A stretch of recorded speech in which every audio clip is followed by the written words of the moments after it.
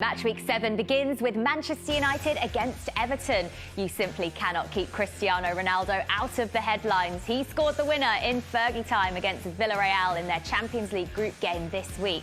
Chelsea look to bounce back from 2 consecutive defeats as they take on Southampton at Stamford Bridge.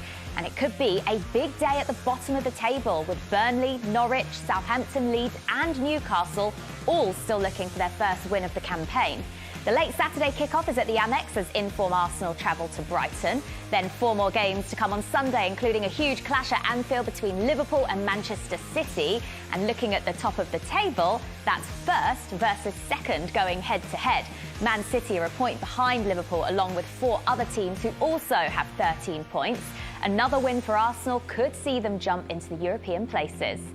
At the bottom of the table, there's 5 teams yet to pick up a win in the league this season, and Tottenham, after a strong start, have slipped into the bottom half on the back of 3 defeats in a row. And joining me to preview all of this weekend's matches, we've got Owen Hargreaves, Leanne Sanderson and Jason Burt. Welcome, everyone. It's been another busy week for some of our Premier League teams in European action. And Owen, you were at Old Trafford on Wednesday night for that late winner from Cristiano Ronaldo. What about the atmosphere when that went in? Yeah, I mean, it was amazing. To be fair, Cavani was the one that kind of turned the game. He came off the bench, he was chasing the ball, pressing, he played up top with Cristiano Ronaldo. And I remember he won a ball back. He sprinted by Cristiano Ronaldo and won it back in press, and the stadium went crazy. And it was about 10 minutes before the end. And then it just felt like the atmosphere was building, and there was only going to be one man that was going to steal the show. And he's just, look, that's what he's going to give you. You know, he just gives you belief. United didn't play great. But with all those star players that they have, with Cristiano and Cavani and Greenwood and Sancho, there's difference makers in there. And I think Ole's still trying to find his style. But with Cristiano at the top of the pitch, anything's possible. That made you smile, Leanne, didn't it, as a United fan? Absolutely, and I think, you know what I think of Cristiano Ronaldo. Everybody does. He's my favourite player ever. But, you know, the fact that, as Owen said, there was only going to be one man, and it was a 95th minute, yes. But I do think it's overshadowing the cracks at Manchester United at the moment. I think Ronaldo is getting them out of jail quite a lot. So we'll talk about that later in the show. But I think he's been phenomenal since he's come in, and people that question his age, if he was still quick enough, I think he's showing that he's more than capable of playing at this level still. Yeah, there's so much to discuss about Manchester United, but also Chelsea have had a really interesting week, Jason, and you were out in Turin for that defeat against Juventus. What did you make of them? I thought it was slightly worrying, actually, to be honest. I mean, Juventus haven't been in great form. Obviously, had a poor start to the season and played quite defensively, really, and tried to catch Chelsea on the counter-attack on the break, and they succeeded in doing that. What worried me most about the Chelsea performance was they looked a little one-dimensional. And I think the signing of Lukaku obviously has been a good thing, and he's obviously clearly improved them as a team, much more of a threat now, much more of a prospect actually winning the league. But I think also a little bit like with United and Ronaldo, they're almost like relying on him too much, and they just couldn't give him the service against Juventus.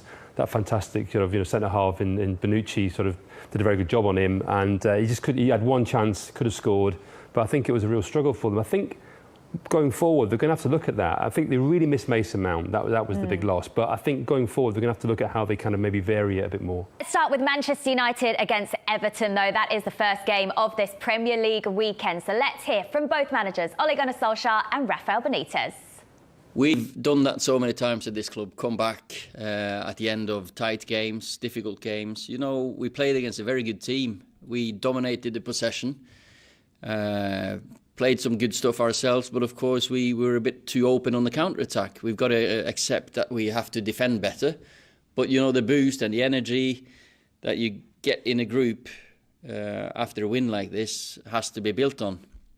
Then again, it's a very, very quick turnaround. It's a different turnaround than last year when we played Everton away, when we played Wednesday night and Saturday morning. But still, the players are not going to get caught out. We've got to start as we finished on Wednesday night. Obviously, when you win against a good team, always is massive, and then you have very good memories. But now it's just to concentrate on that. It will be a tough game, difficult game against a very good team. People can talk about, oh, they lost this game or the other one, but they have so many good players that anyone can make the difference, like they did against Villarreal. So for us, it's just, or for me, it's to concentrate on to do well, to be sure that we can present a team that can compete and try to get the 3 points. That's it. I saw in the press that the people talking about Seamus, Coleman and Dominic, but they are not ready yet. They are training, they are starting on the pitch little by little, but still they are not ready for this game.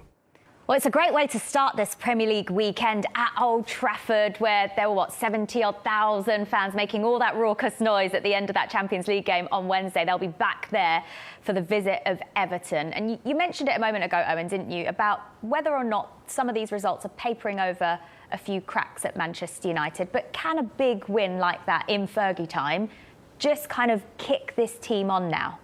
Winner ever in a European tie at Old Trafford. I mean, that is, they've had some amazing winners. So you'd like to think it'd give the team confidence, but there was a lot of areas where I think you'd come away worried. Obviously, Leanne made a really good point in the fact that because you win like that, you maybe don't focus on, some of the other stuff that happened. They could have been 4-0 down in the first half against Villarreal. So I think Ole's got to find a way to get the balance right. I think if you look at Chelsea, Man City, Liverpool, we know exactly how they're going to play. We know their style, we know their philosophy. We look at United, and right now it's the star players getting them out of trouble. So what is the identity going to be? Is Pogba going to play off the left? Is he going to play central like he did?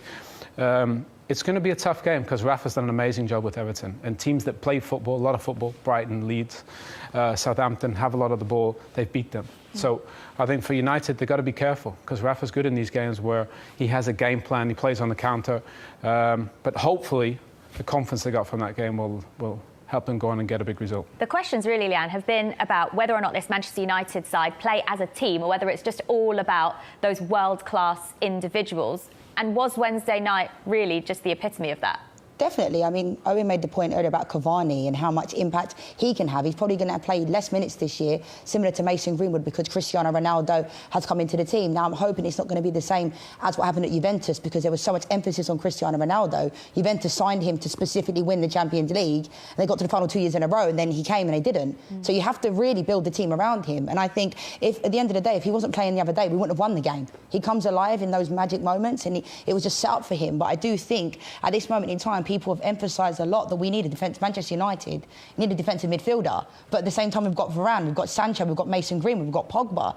There's so many quality players there, but if they're not playing and they're relying so much on Cristiano Ronaldo, my question is, why is that? Because other players need to step up as well. Jason, in terms of what's coming up for Manchester United, it's a big month of fixtures and some really tough games on the way. Is this when we'll see whether or not Man United can be genuine contenders? I think they'll hope that's the case because, I mean, they have in the past tended to do better against some of the better teams. Solskjaer's got some good results in those games against other big clubs. They've really struggled, as Owen said, against teams such as Southampton and obviously in Villa and so on. I mean, I'm much more critical of the whole situation with Manchester United. I think it's just not working. Really? I really don't think it's working under Solskjaer. Owen mentions the identity. He's been there 3 years. I mean, Graham Potter's been there a year at Brighton. We know the identity of the team. He's changed it in a year. What has Solskjaer done in 3 years? They just bought a lot of players, a lot of expensive players. People talk about defensive midfielder. Spent 50 million on Fred. They spent 40 million on Donny van de Beek. Just collecting all these players. That's my feeling about it is. And I think the harshest thing I could say, which is probably not very nice, but if Klopp, Guardiola, Tuchel left their jobs tomorrow, what would happen? They'd be in a top job as soon as they wanted to be. If Solskjaer leaves, where does he go? If Graham Potter leaves tomorrow, if Dean Smith leaves tomorrow, if Thomas Frank leaves tomorrow and they go for a job interview and Solskjaer's on the shortlist, who gets it? I don't think Solskjaer gets that job. But don't you think Ole's done a very good job of getting rid of a lot of... I think what he's done, Owen, and get the philosophy back, get the fans back on side, because I think he's helped with the mood and the atmosphere. For sure. And I think there was a lot of trauma at the end of Mourinho, and I think that was going to take some time to bring that back. And in terms of that, he's done a very good job. But now you've got to move on. But Jason, if you look at how far away Manchester United were, I mean, even I remember last year saying how far away Man United, and you'd say at least 4 players. Right winger, defensive midfield player, centre back and a full back. All of a sudden now you can look at United. The first time I could say maybe in a decade where I could say Man United have a puncher's chance to win this, to go and win the league. I believe that, talent-wise. But the problem is, in terms of identity, compared to Chelsea, City, and Liverpool, they're behind, aren't they? Yeah. Because they're putting all these pieces of the puzzle together. Again, you got Jadon Sancho, you got Varane, you got Ronaldo. So the top teams aren't really working 4 or 5 guys into a starting 11. I think Ole is going to go and win the league. I believe that, talent-wise.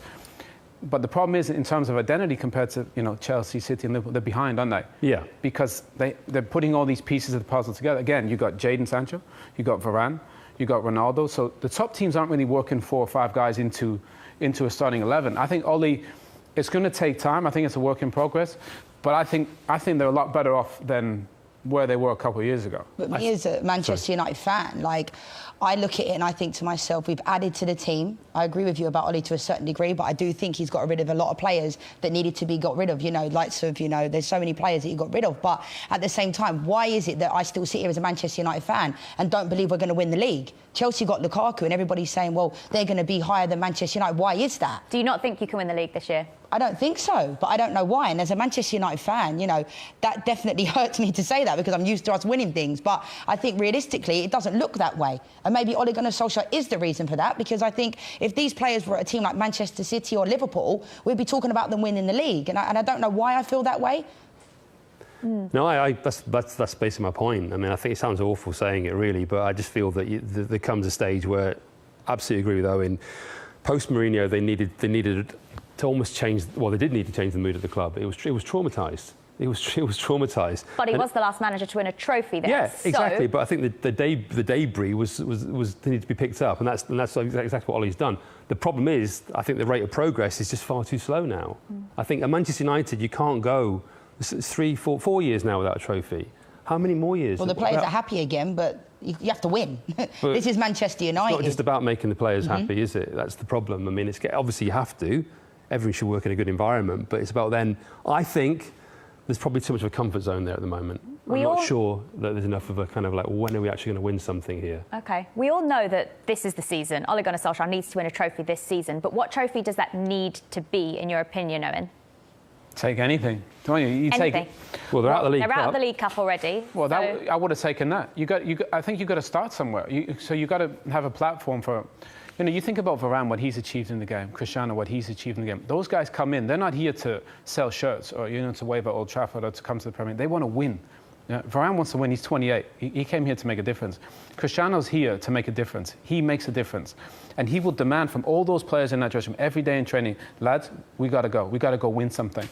Whether the other remains to be seen, but I think having another leader in there with Varane and Cristiano to go with Harry Maguire, David De Gea looks absolutely outstanding.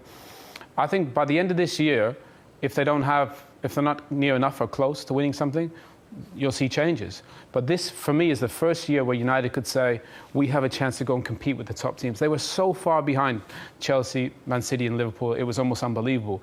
Now, I think we need to be patient. They tried Van Gaal, they tried Mourinho. What did they get them? Nowhere. If anything, they went further back. So keep on this path, find a clear identity, figure out where Paul Pogba plays, and let's go and win something. You say figure out where Paul Pogba plays, but how long has he been there? I'm not blaming... A long time. Yeah, so we're still talking about where does he play? Well, for me, he's not. I love Paul, but he's not a world-class left winger. So he can't play on the left. Okay. So you got to play. For me, you got to build around your best players. Every team did that. So you played Bruno and Paul central, but then you saw against Villa and you saw against Villarreal, they got overrun. You played centrally, they got overrun. So people always say about United, they attack, the wingers attack, the fullbacks attack. Maybe the fullbacks just stay back this season and let the front five go win you the game. Pogba, Bruno, plus the front three. That's enough to win you a game. You see Chelsea, they defend with 5, they attack with 5.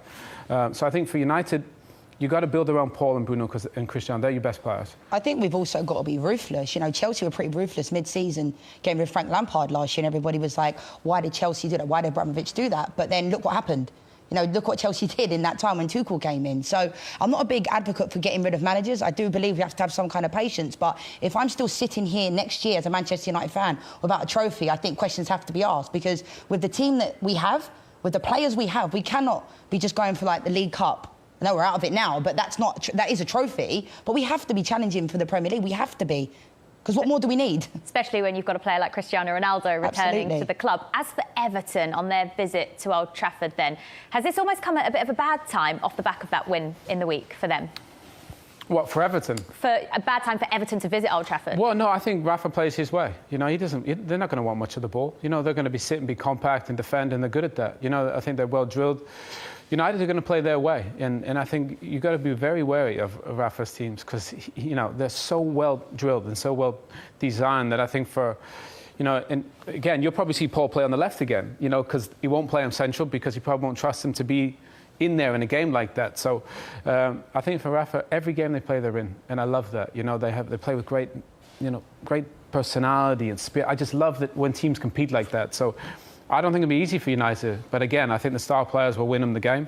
But I think Everton make it interesting. What have you made of Everton under Rafa Benitez so far? Because they're right up there. I think he's done a great job. I think it was quite smart actually not to spend any money in the summer. I think that actually took some of the pressure off in a sense. Obviously, Demarai Gray, Andros Townsend have both been great signings, and there were areas of the pitch where we're bringing in those wingers. You straight away knew what sort of football he's going to play. You know, that was quite clear with those players. But I think he's got them organised. He's getting the best out of Doucouré, obviously Alan. He's missing Calvert-Lewin and Richarlison, which kind of changes the game a little bit. Because I think with those two, they'd be much more competitive, I think. But no, I think he's done a great job. I think he's going to get them there, basically, and in terms of their being back into that sort of top 8, you know, in terms of challenging again. What will be interesting with him, by the way, is next summer, because if they have a good year this year, I could see him going to the Everton board and saying, right, let's rip it up. I want to change it now. I want him in. I want him in. I want him. And that's when he starts to do his sort of power grabs, power games. And we've seen that before at different clubs. I think at the moment when he's just coaching and he's looking at the players and he's working with the players, that's when he's at his best. And I think if he carries on doing that, they'll do well. We saw in the week as well much changed defence for Manchester United, and there's still no Harry Maguire for them this weekend. So how will that Manchester United defence cope with the likes of Townsend and Gray, who, as Jason pointed out, have been great signings? Yeah, I think that Manchester United are there for the taking, regardless of whether I'm a Man United fan or not. I think if you look at the performances on its entirety, I think Manchester United are not playing that well at the moment. So you look at the game against Aston Villa, West Ham in the Cup, you know, going out, it's not good at the moment. The performances over the 90 minutes are not good. Cristiano Ronaldo is just getting them out of jail. So I think Rafa Benitez can go to Old Trafford.